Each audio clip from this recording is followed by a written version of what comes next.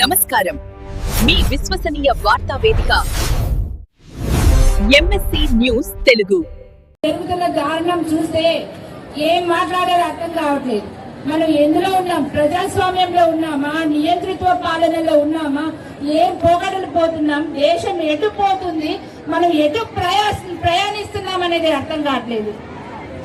మనది వచ్చేది అంటాడు, బేటీ పడావో బేటీ బచావో అంటాడు ఆ పెద్ద మనిషి మోదీ గారు. ఈ రోజు చేసే వచ్చేది ఇదేనా? అమ్మాయిలకు కానీ అబ్బాయిలకు కానీ చదువుకున్న పిల్లలకి ఇచ్చే మర్యాద ఇదేనా? వాళ్ళకి ఇచ్చే గౌరవం ఇదేనా?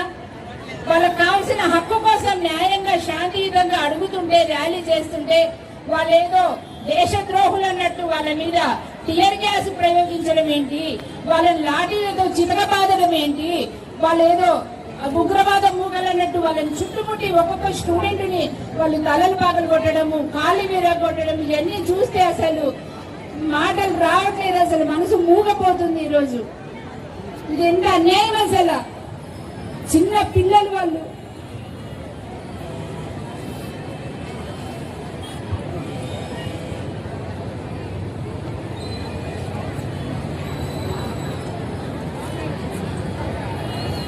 చిన్న పిల్లలు ఏమీ తెలియదు. భవిష్యత్తు మీద వాళ్ళు కోటి ఆశలతోటి, ఎంతో లక్ష్యాలతోటి ఈరోజు వాళ్ళు ఒక్కొక్కరు కొన్ని సంవత్సరాలు కష్టపడి చదివి వాళ్ళు ఎగ్జామ్స్ ప్రిపేర్ అవుతా ఉంటే, వాళ్ళ తల్లిదండ్రులు కళలు ఫలించాలని వాళ్ళు ఈ రోజు వాళ్ళు చేస్తుంటే అలాంటి పేపర్లు లీక్ చేయడం పద్దాకలు ఇది ఒక పరిపాటి అయింది. ఆ లీకులకి బాధ్యత వహించమని అడిగినందుకు పిల్లలని అక్రమంగా కొట్టడాలు, ఇది ఎంత అన్యాయము! ఇది ప్రశ్నించడం నేరమా? మీ అన్యాయాలను ఈ రోజు ప్రశ్నించడం నేరమా? అలాగే ఆ పోరాటానికి మద్దతుగా వెళ్ళిన మా ప్రతిపక్ష నేత రాహుల్ గాంధీ గారు, అలాగే ప్రియాంక గాంధీ గారు, మా ఎంపీలు, వీళ్ళందరినీ కూడా మీరు అక్రమంగా నిర్బంధించి వాళ్ళని అరెస్ట్ చేయడం ఇది ప్రజాస్వామ్యమా? నెమ్మదిగా మీరు ఏ సంస్కృతి నేర్పిస్తున్నారు? మోదీ గారు ఏ సంస్కృతి నేర్పిస్తున్నారు? గతంలో చూసాం, మణిపూర్ అల్లర్లు జరిగి మణిపూర్ రాష్ట్రం అంతా అట్టుడికిపోతున్నా, కనీసం మీరు అమ్మాయిలకు అంటే అక్కడ కుటుంబాలు చనిపోతున్నా, ఆడపిల్లలకు అన్ని అన్యాయాలు జరుగుతున్నా, దేశమంతా అట్టుడికిపోయినా కూడా మీరు ఒకసారి కూడా వాళ్ళకి సానుభూతిగా పలకరించలేదు. అలాంటి మీ నుంచి మేము ఇప్పుడు న్యాయం ఆశించడం కూడా అది కూడా మా అత్యాశ ఉంటది. కానీ మీరు మారాలి, మీరు మాకు న్యాయం చేయాల్సిందే. ఇప్పుడు జరిగిన తప్పుకి బాధ్యత మీరే వహించాలి. మోదీ, మీరు బాధ్యత వహించి మీరు అన్న వచ్చేది నీవేనా అని ఈరోజు మళ్ళీ నేను ప్రశ్నిస్తా ఉన్నాం.